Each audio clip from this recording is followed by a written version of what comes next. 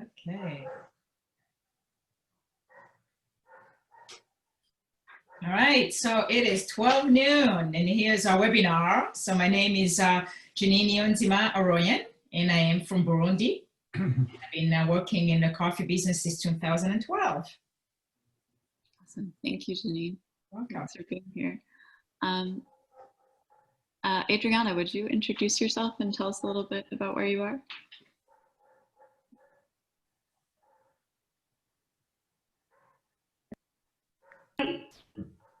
Okay.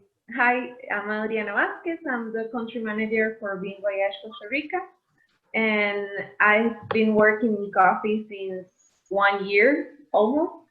I have always worked in social projects and I'm very excited to be here with all of you and thank you a lot for the opportunity.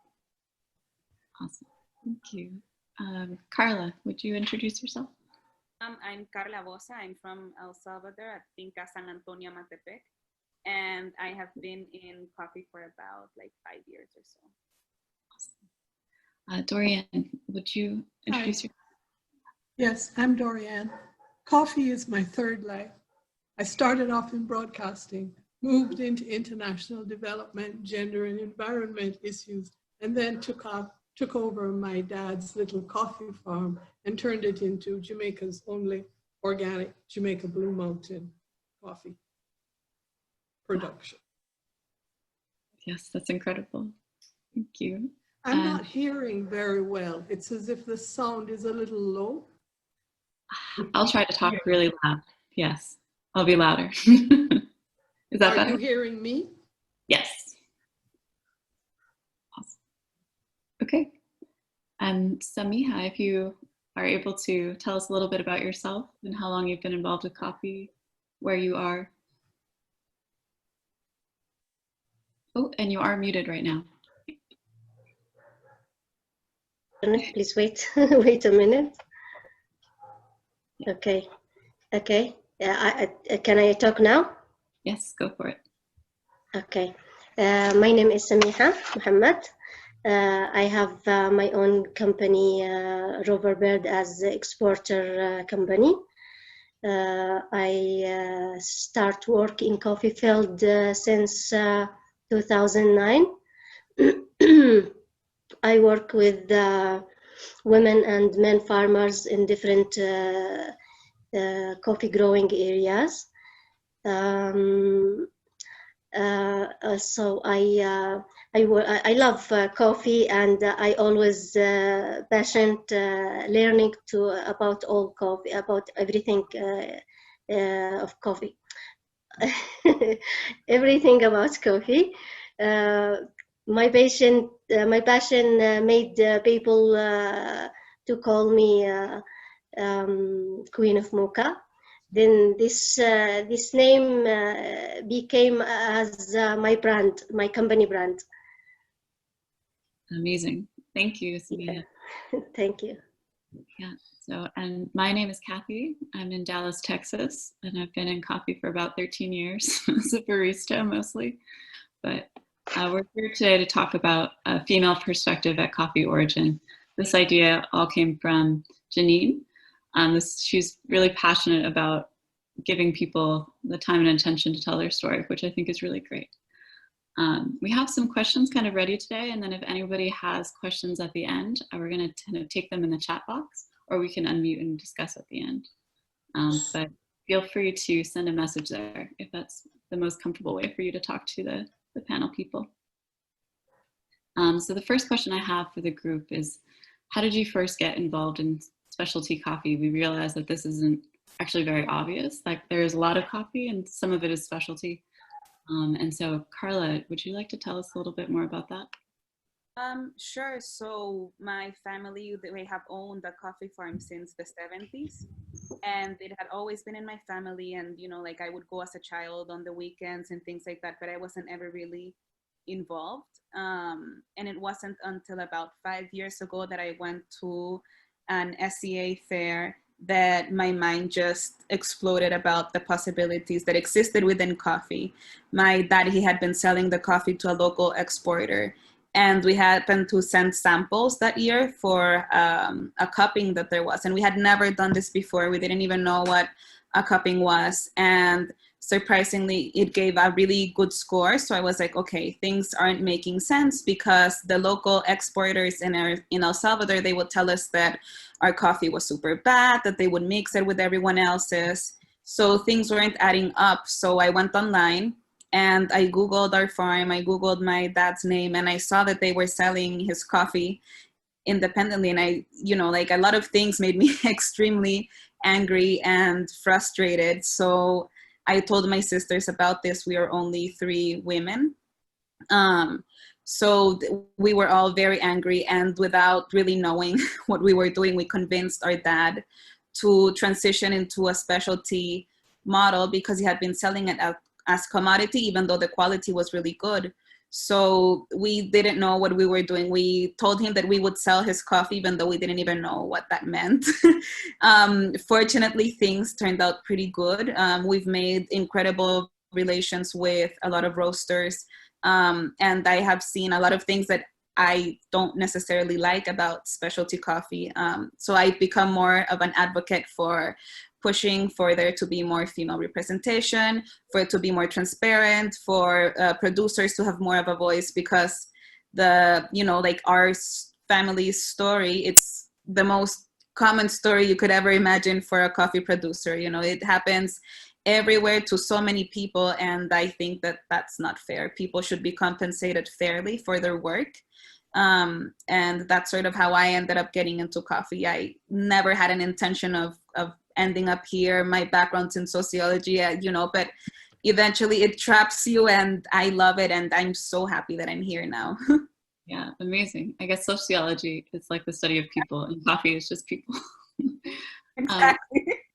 How long has your family been growing coffee? Like, how long were they in the cycle before you guys got involved? So my dad, he bought the farm in 1969. So it had been, some time that he had been under this impression that the quality of his coffee wasn't that great. And we didn't even really know that specialty existed. I just knew that there were the regular coffee shops and like fancier coffee shops, and that was it. That I didn't know that there was this whole system and this whole industry behind it. So when I saw that this existed, I was like, okay, like if that is a way for farmers to be recognized at least, then that is what I want to be a part of. And I want my dad and people like him that are, of older generations to finally get the recognition that they deserve. Like they've been working so hard for so long, and it's their time to finally like have their name on a bag, on a coffee bag, and people know that they grew that coffee. Yeah, that's really powerful. And so just to switch to a different country, Dorianne, would you tell us a little bit about your experience getting into specialty coffee? Sure. My dad fell in love with a beautiful piece of land at about 4,000 feet in the Blue Mountains, and bought it from friends of ours who were coffee producers, and their farm had been in coffee since probably about 1800. So my dad had what was a hobby farm producing coffee. I was abroad. I was working in Canada and in Britain with the Commonwealth Secretariat.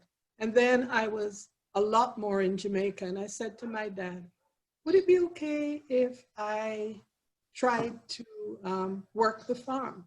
So he gave me power of authority to work on the farm. He was in Canada. And I guess I fell in love, absolutely and completely. I had always loved the land, but the actual production of coffee, it just pulls you in. And there's so much that you can do. Now, Jamaica,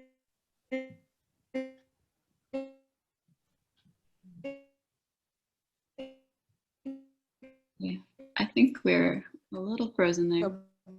Blue Mountain tends to be a special difference. Was I said to people, because I knew nothing about growing coffee, I said, what do I need to do? And invariably, the older growers said to me, and you need a large drum. And I discovered the drum was to mix pesticides. And I thought, no, I've spent my whole life working on sustainable issues. There has to be a different way.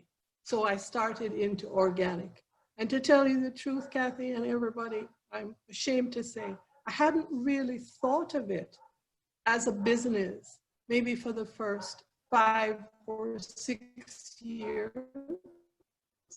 I just fell in love with the process. And then I began to see, no, there is something else that I need to do. And that was it. I developed my own brand, which is Rose Royale. And I have fought my way through the mire of regulations that we have and through the total lack of support for organic production in the coffee industry in Jamaica. And we can talk more of that. Yeah, I would actually love to hear more about that. What did it mean to you to get an organic certification? My mother said we always knew that she was going to be certified one day, and the entire family laughed. It was like walking on water. I was so proud. I was so thrilled. And I used the farm as a training farm. So at one point I had 50 women from all over the Caribbean, a few of them coffee farmers, but learning about organic. And I tried to teach the men and the women in my communities. They come on, now they're saying, oh, she doesn't use any chemical fertilizer.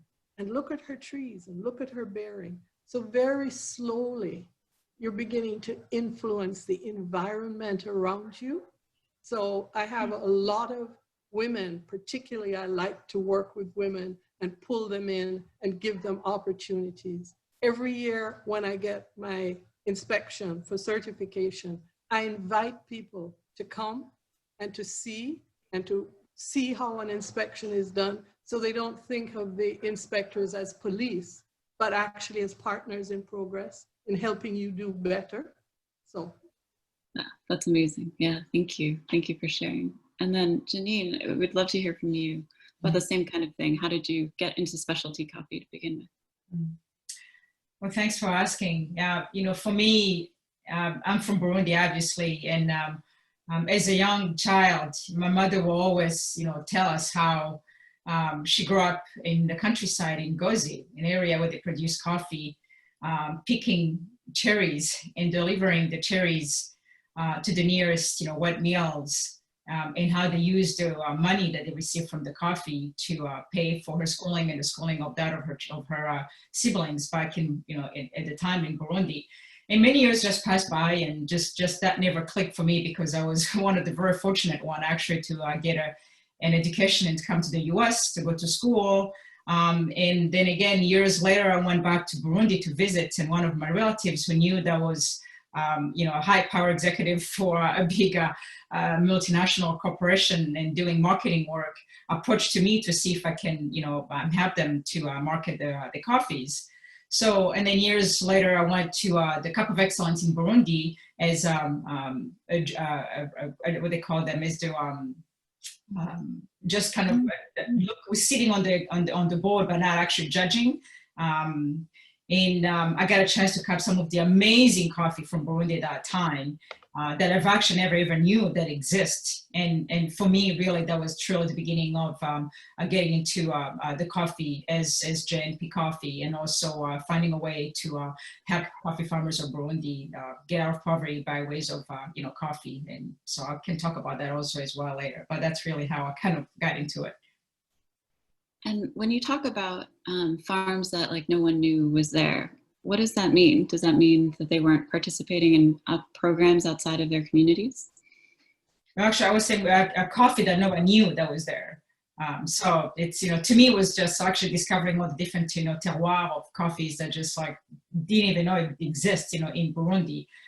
But also, kind of like got me a chance to use the coffee as a way to work with coffee with farmers as well in Burundi, which I will talk about that here later, because I want to get other people who had a chance to introduce themselves. Yeah, awesome. Thank you, Janine. Welcome. Yeah, and sort of on the same vein, I mean, we all know how hard it is to bring attention to something you're doing. But I wanted to ask Samiha if you could tell us a little bit more about the specific challenges you see in your country and growing coffee there.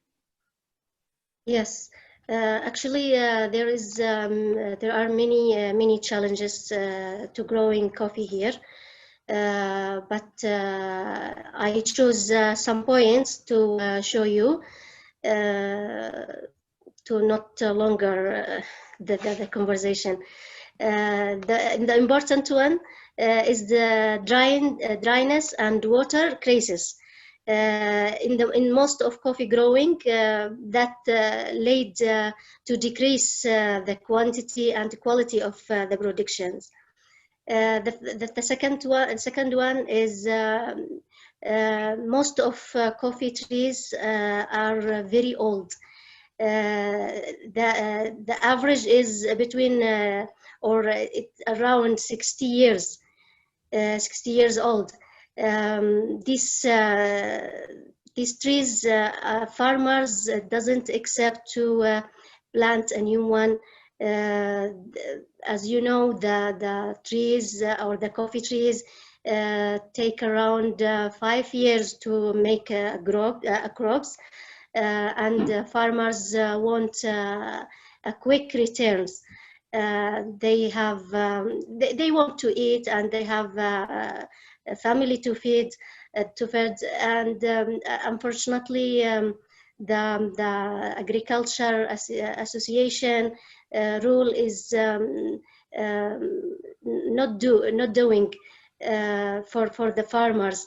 And there's no solve for farmers from the government or organization in this near period, at least. Also, the challenges number 3, the fertilizer and pesticides price are very expensive here. That makes most of farmers make them by organic and traditional ways. I think, yes, it is best than chemical or chemical materials, but I think it is not enough for fight the insect and disease of the coffee trees. These insects and disease lose farmers many or most of productions. Also, difficultly reaching to coffee production areas and lack of infrastructure development in coffee growing, as road, electricity, and wells, other things. This makes growing coffee is very hard and very expensive for farmers. Maybe finally, I can say the exporting coffee is one of the main challenges for workers and farmers. They couldn't find people or buyers give them a fair price inside the country, and the international marketing is so hard or difficult to reach them, especially with the war in Yemen and blocked. We export with difficult ways, but it's not impossible. But we do that. This is the most point of the challenges here in Yemen for growing coffee. Do you feel like your personal safety is at stake when you are involved in all these import-export? Excuse me again. Yeah, your safety, like for you and your family. Do you feel like it's a little more difficult to feel safe and to feel involved when you know there's a war going on and there's a lot of people who know who you are? As I understand, the challenges here is for women, and for women especially, to work in this field. Did I? Yes, that's my question. Is it the same what you ask? Yeah, I think a lot of people, I think, fear the exposure, I think, too. And so having a lot of attention paid to you sometimes can be very nerve-wracking. But Yes. like you handle it with grace. Okay. And then Adriana, would you tell us a little bit about the challenges you know about with the people you work with in Costa Rica? Yeah, here in Costa Rica, like just to give a little of context, we're a coffee producing country, but we depend on coffee pickers that comes from Nicaragua and from Panama. And right now, I think one of the biggest challenges that we are facing is that because of the pandemic, the borders are closed, so we cannot receive all the coffee pickers that are migrants from those countries. So that's one of the biggest challenges because we need around 74,000 coffee pickers, and 70% of them come from those two countries. So right now, even the government is trying to involve Costa Rican people to be coffee pickers, but it's not that attractive for the people. So it's one of the biggest challenges because we don't know if we are going to be like ready with the amount of people that we need for all the process of coffee picking. Also, that affects especially smallholder producers because here in Costa Rica, around 97% of the producers are smallholders. So right now they are facing this challenge because they don't have people that comes to their farms to pick the coffee. So we are worried that they are going to be facing all the financial problem for next year because they are not going to have a good harvest this year. So I think that's like something that we have to face in this moment, especially, and that we have to see how can we help and give support to the different farmers to be sure that they are going to have the coffee pickers that they need for this harvest. Also, I think another challenge that we have identified here in Costa Rica is that from last year, we have been changing some of the laws in the like administrative laws to improve the taxes in the country, right? So right now there's different like regulations that make more difficult for smallholder producers to get formal inside of the coffee value chain. So that's also something that sometimes doesn't help them to get involved, and that's why they feel like they cannot continue in the process, or they decide to be not in law, like not in order with all the process. Yeah. And I think another challenge that we face that is more in the market side is related because of the gap that is between the coffee that we produce and what the people expect. Like people think about coffee in Costa Rica and they just think about specialty, but here in Costa Rica we have also coffee that is not specialty, but is very good coffee. And for some of the smallholder producers, we were talking with one association of women. They have a very good coffee, but it's not yet specialty coffee. But they cannot sell it outside because it's not attractive for the consumers. So I think that's one of the challenges that we have faced, because this association in particular is a group of women that they have been organizing, and they have moved forward a lot with their coffee. They have a brand and everything, but they are not able to get to all the clients that they will have the opportunity in other markets. But it's because people just think that we have some particular characteristics and the other coffee that doesn't have it is not that attractive in the market. Yeah, and I guess I have a question about that, about the pickers. You talked a lot about not having the labor that you normally have. What happens to the coffee if it doesn't get picked, or if it doesn't get? Yeah, that's something that like right now, the coffee sector has realized that maybe we will be facing like just taking the highest point of production, and the beginning and the last part of the harvest, we are just going to leave it like in the trees, so it's going to get lost. And that's super important because that impacts directly the income that the families will have, because they don't have the capacity to pick all the coffee in the beginning and the end of the harvest. And some of the coffee pickers that we are going to have to move to other regions because we have harvest from September to March. So they are moving from farm to farm, and when they pass like the highest part of the harvest, they are going to move to another farm to find that point. So the beginning and the last part of the harvest is going to get lost. Wow. Yeah. Thank you for sharing. I wanted to move kind of to a different topic, and I can start with Carla. I wanted to talk about how your job, because if this job you have was done by a man, how is it different? How is it different because you are a woman? It's very different in the sense that you need to work harder to be taken seriously.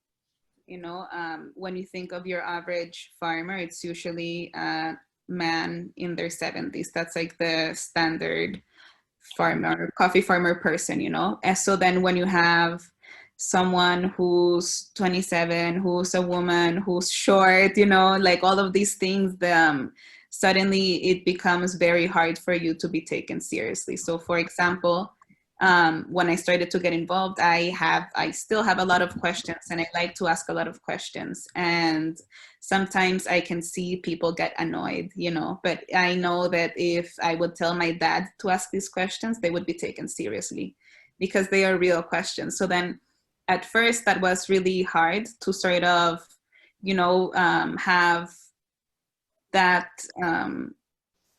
perspective taken from that focus from, okay, so my dad, he's already in his 70s. He no longer wants to be involved as much, you know, he wants to retire. He wants to just enjoy the farm and the trees and live his life. So he's passed on this responsibility of like promoting our coffee and selling it and like finding all of these contacts and managing the farm to my sister and I. But still, if we want to talk with someone to provide us with fertilizers or something like that, then instead of talking with us, they'll talk with him. So it's very weird. Or sometimes even if they want to get on a phone call with me, instead, even though they have my number, even though we are on the same WhatsApp groups, even though, you know, they have my email, whatever you want to contact me, they will call my dad to tell me to call them. So it's super weird. And I am sure that if I were a man, that wouldn't be the case, you know? So it's little things like that that are just absolutely ridiculous. But then at the same time, as time has gone on and we've become a little bit more established as the sisters taking over this farm, you know, like we've already had older men who come to us in meetings, and it's very funny because they'll even be like whispering a little bit like, hey, you know, like, so how did you find like such and such client, blah, blah, blah. And we'll be like, we'll tell you, it's not a secret. We can share it with you. We can talk about these things. You know, the more that we discuss, the better it is for everyone, really. So it's little things like that, you know, and stuff. Mostly in Latin America, I think it's a very like male-dominated society and culture, especially in agriculture. So instead of being Carla Bosa, I am.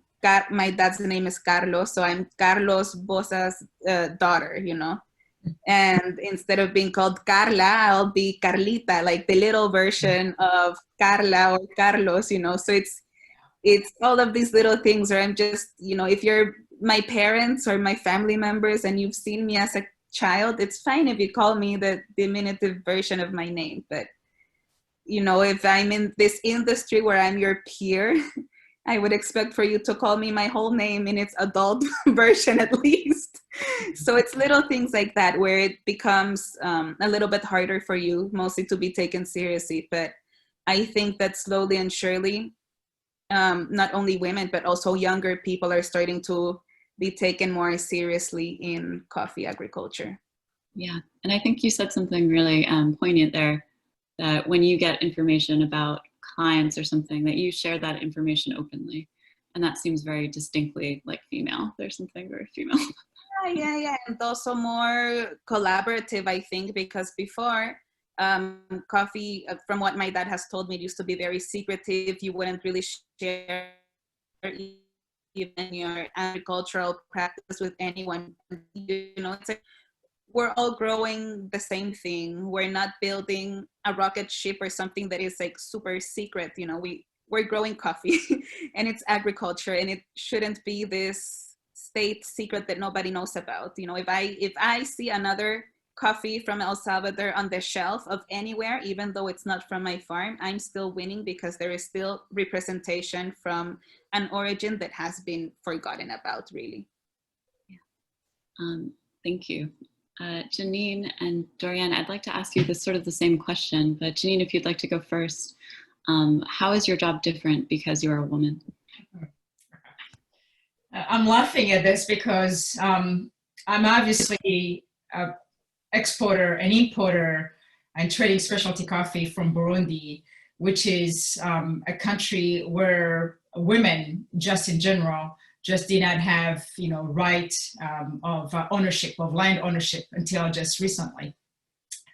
So it kind of like mimicking what Carla was saying, but for me, I was one of those few who got very, gifted because first of all, I'm very good at tasting coffee. Actually, I'm a curator, but I also, before I started getting into the coffee, I had a nonprofit that I started called Burundi Friends International to help educate, the youth and women in Burundi, and also help with economic empowerment. And also have been using both of them and carrying that spirit to with JNP Coffee, using the coffee as a way to lift and empower women in Burundi, because my mother has been a role model for me. But one thing that just always amazed me is just how even with my own country, I'm still just fighting for my right of respect, the right of them trying to let me help them. So it's very tiring, and just when you find yourself, you're tirelessly, like Carla said, I go to meetings sometimes with my, I take clients to Burundi, and they just don't even, if they're male, they just don't even look at me. They start talking to them. They think they're my bosses. So I'm like, I am the one who's actually buying this coffee. This is not the person who's buying your coffee. And I guess similar to things with Carla, I have a brother of mine who's a partner, and I am the owner of the company. But when we actually, if I want to be heard and respected, even when I go to meetings, even in my own country, I start talking, and they just reply to him. They look straight in the eyes and just look at him and reply to him.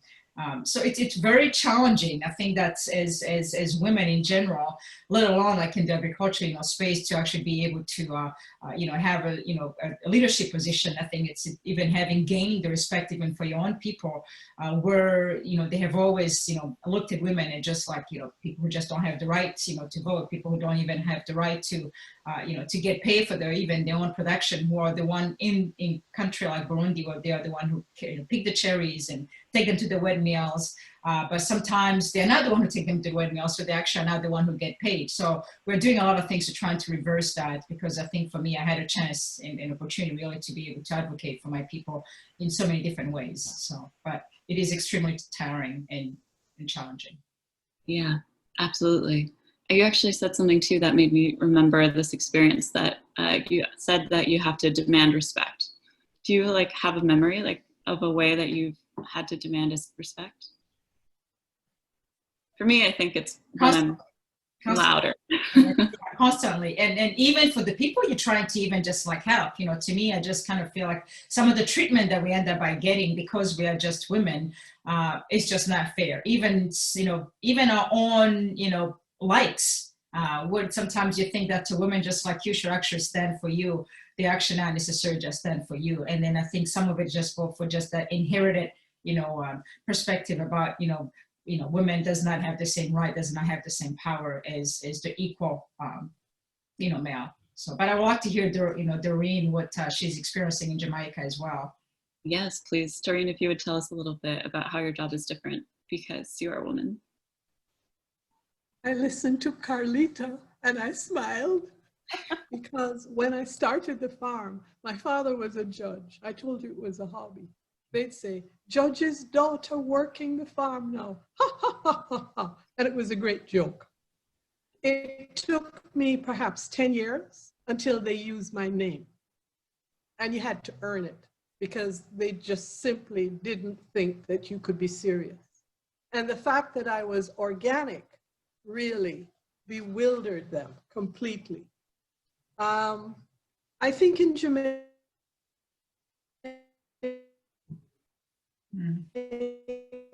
we have very, Jamaica is a matriarchal country. I always say we're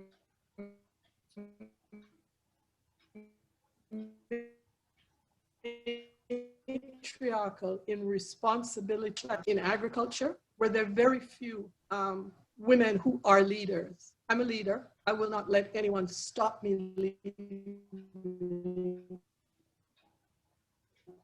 I will share with other menfolk. You really do not have a society, but I'm going to push women and pull them, yelling and screaming, into opportunities. I think that's very important. And a major problem in Jamaica for all small farmers is our regulatory structure. Whereas it may be very good to protect the Jamaica Blue Mountain colonial and antiquarian piece of legislation, you cannot get into the system unless you, in other words, to have a license to produce, unless you produce 6,000 boxes per year. Well, most small farmers are never going to produce 6,000 boxes per year. I do not want to produce 6,000 boxes per year. I want to produce the capacity that my land can reach with the quality that I want. And I want to be hands-on enough to be able to control. Now, 85% of all the coffee that's grown in Jamaica is grown by small farmers. But small farmers have no real say in the structure of the industry. And it's even worse for women because we're lower down the chain. And so we have just in Jamaica joined the Women in Coffee. We have an organization called JAWIC, and we're devoted to moving women into the mainstream, the decision-making, the quality. So this is a wonderful opportunity. And I hope some of those women are hearing.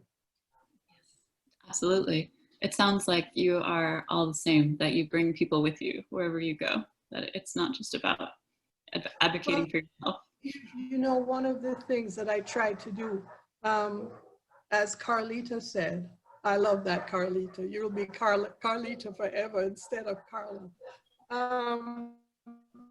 Is that if you get an opportunity, you have to share it. I've managed to help 3 groups, 4 groups, maybe 5 groups start. So sometimes if I have people visiting my farm, I link them so they visit their farms as well, because it's the only way to get the message out. Yeah, absolutely. And that's amazing, incredible work that you do. I wanted to call on Samiha, if your connection is good, and kind of in the same conversation. What are things that you are doing in your community to support equity and to support equality?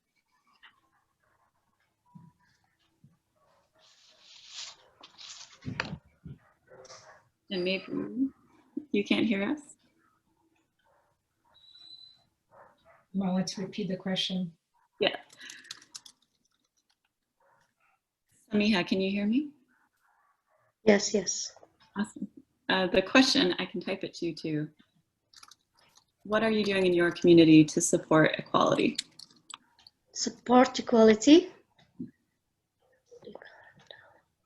Okay. Yes. Actually, farmers here make with coffee in traditional ways. Everything is in traditional. They get jobs in different stage, but if the farmers find people or buyers, give him a good price and fair price. They take a time, take. I think we're losing you a little. Maybe one more minute and we'll see. Okay. If we can get her back on, then I can ask her to repeat the question. But in the meantime, while she gets unfrozen, Adriana, would you tell us a little bit about what you do in the community in Costa Rica? Okay. Here in Costa Rica, well, with Bean Voyage, that is the organization that I'm representing right now, we are working with smallholder women producers. We work with them in training and we provide them tools so they can get to the market with more experience and more knowledge. I think the most important part of this is that we are collaborating in the process with them. We just bring them together. They organize by themselves. Like, we invite them to be part of the program, and each of them make a group with other women that we train, and we give like the tools so they can improve the quality of their coffee and their yield. Also, right now we are working with two organizations that were formed before us.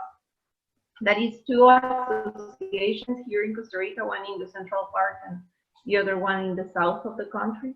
And I think it's very important to put that on the table, because these kind of organizations show us that there is an interest in the coffee, in the women coffee producers, that they want to have more voice and more space in the market.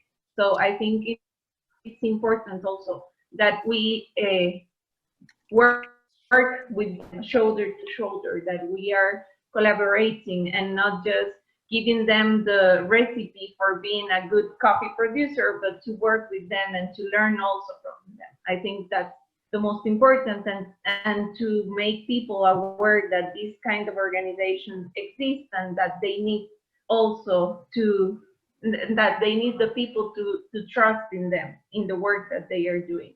Because when we work with women in groups, we start like creating a network, and they start working together and they start promoting the development of their community. So I think that's also super important. And here in Costa Rica, I think one of the challenges, and it's related about what Carla was saying, is that when a cooperative has a training session, 80% of the people that comes are men and just 20% are women.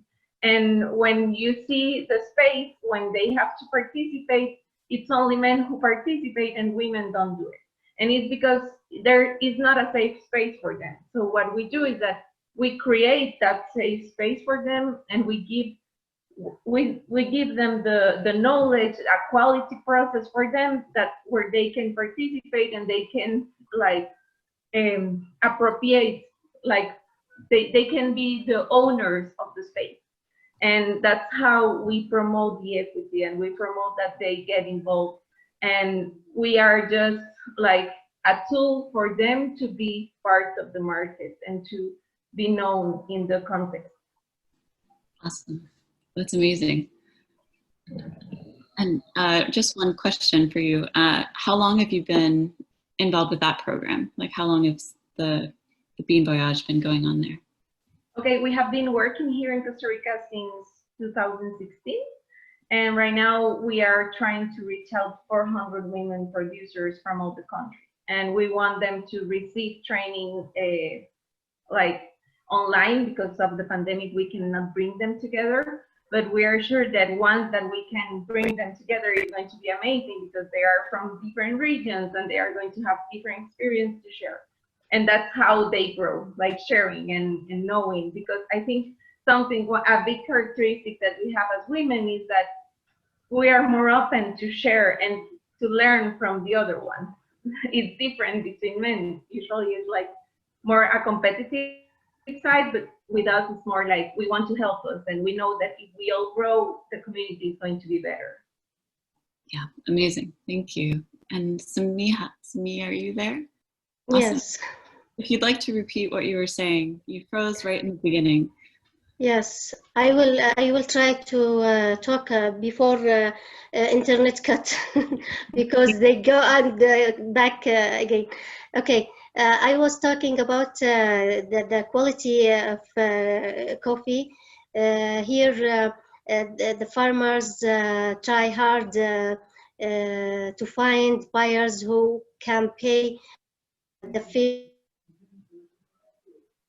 because they spend many times to crops as a stage, and and they take time and money to learn a new knowledge and new to develop them knowledge and the skills, how to drying this coffee in the good storage or the good ways, and how storage in a good ways, and many stage for the coffee have to make in the correct steps. So there is many organization like our organization IWC Yemen make as a training in this kind of knowledge, and trying to develop the women skills and knowledge in this field. Yes, yeah. That's it. Got it. Internet is good. Yeah, we heard you this time. It was great. And I think training and education is definitely a theme throughout here. Yes. I wanted to ask Janine the same question, and then we can move to some question and answer. If anybody in the audience wants to put a question in the chat box, then we can work through it as a group. But Janine, if you wanted to talk a little bit about what you do in your community to promote equity. Yeah. So thank you. So what I do in my community in Burundi to promote equity, actually my work in that sense started even before I got into coffee. You heard me saying earlier that I started nonprofits when I used to live in California called Burundi Friends International, really with the whole idea about just fighting poverty by way of education, economic empowerment that was brought to the youth, women, and also men in Burundi. And that spirit carried on when I started getting into coffee in 2012, where I still, use, the coffee as a way to empower, women specifically in coffee. And I've been involved with the IWC Burundi chapter in Burundi, even before I got into coffee. We raised money when we provided them with goats, and then I supported them even more by helping with quality production and with a premium that they already had in place that they called the bonus, which I embraced when I started getting involved with the women coffee producers of Burundi. When I started actually really doing that, it was about 2016 to today, where we have paid over $250,000 in payment of, which is called the second payment, because that's money that they receive after they have already been paid for the cherries for the high quality. But not only just encouraging women to produce high quality with the premium, I continue on bringing in other NGOs like Project Concern International, which is also based in California, to provide financial literacy to women farmers and also youth in Burundi. And actually that's a program I'm extremely proud of, because that program has led to some of these women not only just to be able to produce high quality products and receive a premium, but also to learn how to save and building leadership in their own community, that to the point that one group of women got together and actually built their own wet mill. Instead of actually taking the coffee at the government-owned wet mill, they actually bringing those cherries to their own wet mill, control the quality. And I'm very happy to say this is actually the second year that they have been producing coffee, and the quality is just exceptional. And also happy to share that I underwrite about 90% of that coffee production. So I truly believe that we are here, to make a difference, that we are guided, by the spirit about making a difference when we can. And I've been one of the very fortunate one to come out of one of the poorest country on the planet. And I think, if anything, I have put the Burundi coffee on the planet, and people who didn't know about the coffee now are really enjoying to know that there are some wonderful things that come from even poor places, and that you can also use that coffee as a way to empower people, and especially women. Yeah, absolutely. And we had a question in the chat box for you. What was the name of the project that you mentioned about getting incentives and premium? So that's again, Kathy. What was the name of the project that you were talking about? Oh, yes. Yes. So a supporting project in Burundi. One is with the IWCA Burundi chapter in Burundi, with, through the premium. And I had mentioned about Burundi Friends International. We have done financial literacy program in Burundi. And now with JNP Coffee, actually, we have also started developing our own premium program so we can reach other women and men in other part of the country that are not just focused on Kayanza and Ngozi, which is where we started it, which program actually is called Dushime, which means let's be thankful in Burundi. Similar program would provide incentive with a premium for high quality production, and also looking for other ways to bring more support to the people of Burundi. So, but stay tuned. I'm on to something even more exciting. Yes, Janine is always up to something. Busiest person I know. And so I wanted to move on to a couple of questions we've got here. The first one is for you, Dorianne. I've got one person who would like to know, how can we support or patronize the small farmers in Jamaica? Oh boy, do I ever love that question. One of the things that I try to do is to use my skills in international development to raise funds so that we can do more training. I've managed to do quite a lot.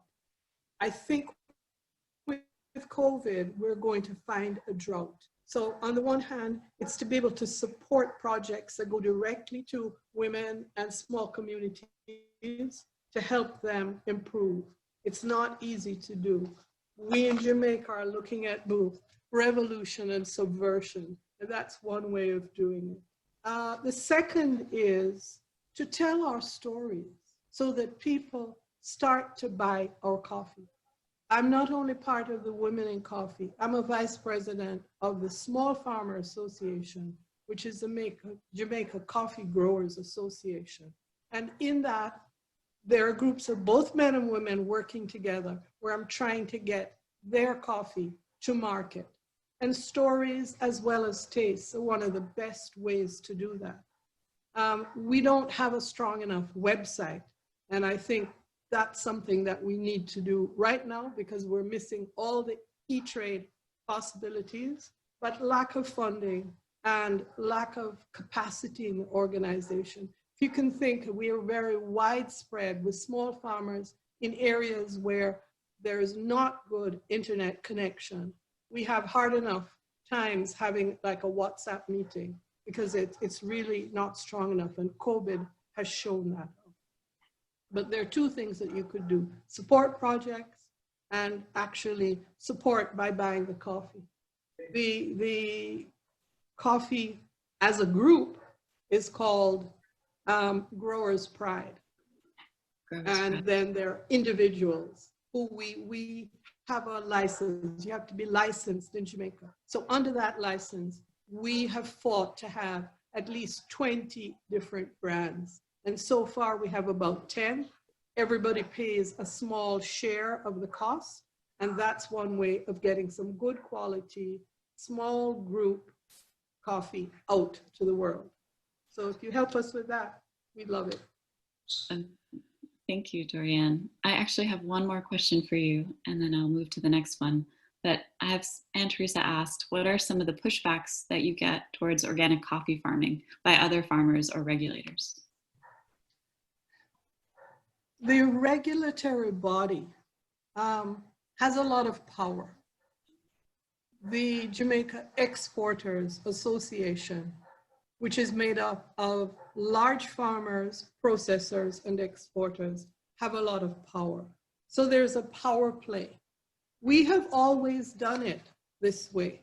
So when I talk about shade coffee, when I talk about organic coffee, I'm just some poor little woman who's going to infect your farm with coffee berry borer because I'm not using anything. Now that was the initial, when I started, and I started in '93. That was the initial response. Oh, but you know, you're going to be a danger to our farms.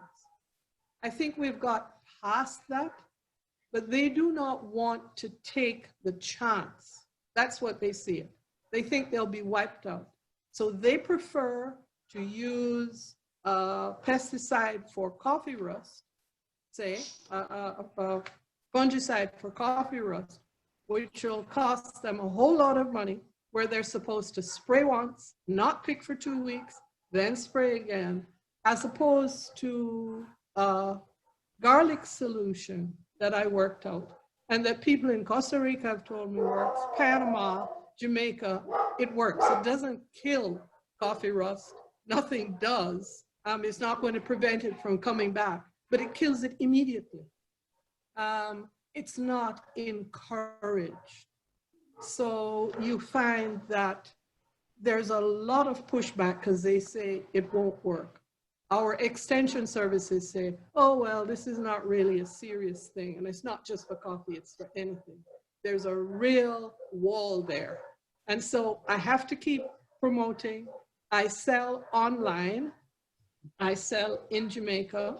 And it was my way of subverting the system, because each producer, if you're going to sell green coffee, you have to sell it through the Jamaica regulatory authority. You give your coffee to them, they test it, and they ship it. They have no capacity to deal with organic.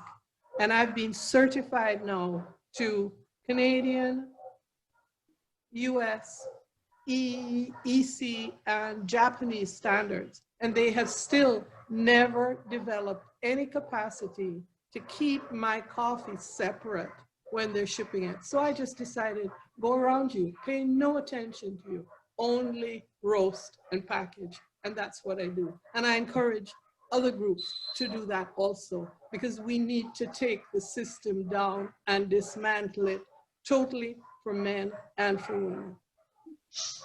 Very empowering. Thank you. Thank you for sharing your story. I wanted to pose a question to the group. This one comes from Nancy. She asked if we could share some thoughts on actions, steps, or initiatives that we could do as an audience to support your projects. And then Carla, if you'd like to answer that question first. Oh, and you are muted, but I see you. Okay, sorry. I think that's something that you can do to support, and I think that this might apply to most of us, is reach out, you know, like if you have a question that you want an answer to, reach out. If you want to buy some coffee, reach out. If you want to support through some knowledge that you might have, reach out as well, you know, like I think that this is why we're all here, to sort of demystify the coffee growing side when it comes to women. And you know, like we have answers. We want to help other people out as well. And I think that that can only be done if people come to us and ask questions. And, you know, like maybe I might not have the answers, but I can redirect it to someone else. Or maybe you don't want coffee from El Salvador, but I can send you to an origin that you might like. Or you don't like coffee from my farm and I can send you to another one. You know, like there is always this collaborative sense among women, I think, and that can only be tapped into if someone reaches out and asks for something. So what you can do is just email us, message us, whatever you prefer, but contact someone. Yeah. And Adriana, if you could answer the same question, what can we do to support your projects? Yeah, I think what Carla says is super important, but also, well, right now we are working in different projects. So I think one of them is to support the training for smallholder women coffee producers. You can become a sponsor of the process, or you can buy the coffee of those producers. Like once they finish the training process, they have access to the market. So it can be also a way where you can buy. And we are a 501c3 in the US. So that way also they can do donations directly to us. And also right now we are developing a project with the Coffee Institute of Costa Rica, where we are trying to make a volunteer experience for coffee pickers. So that's also a way that you can support us in this project. And that way we can have people to come to the farms and collaborate with the women producers so they can have coffee pickers for these harvest. Amazing. Thank you. And I think Samiha is off. Oh, Samiha, you're back. If you would like to answer the same question, how can everyone in the audience support your projects? Our projects as IWCA Yemen chapters or my company, my own company. Whichever you feel more comfortable. Yes, it's my company. Excuse me again. The main question. How can we support your projects? So, is there anything that we can do in the audience? Yes, actually, I tried hard to take my products from the special farmers and women who I know them and know the farmers, the farms and the region or areas which is not far for me and can to go to there. And I tried hard to support the farmers with dealing with them and be as a friend and be as a partner with these farmers. This make the farmers be more confident and more trust of me and work with them as a partner. And also I tried hard to make or open a new marketing for their products. For my company and my for my members in IWCA Yemen too. So this make the farmers be more rest and confident with me. Yeah, that's really important. To trust is so important. Yes. And then Janine, now we've run out of time. So Janine, if you'd like to tell us what we can do to support you and your projects, and then we'll say thank you to everyone and let everyone go on with their day. Thank you. I think what you can do to support not only Ba, but also me, but also all the other women here. I just feel like women, we just work so hard and really can never be recognized enough for all the work that we do.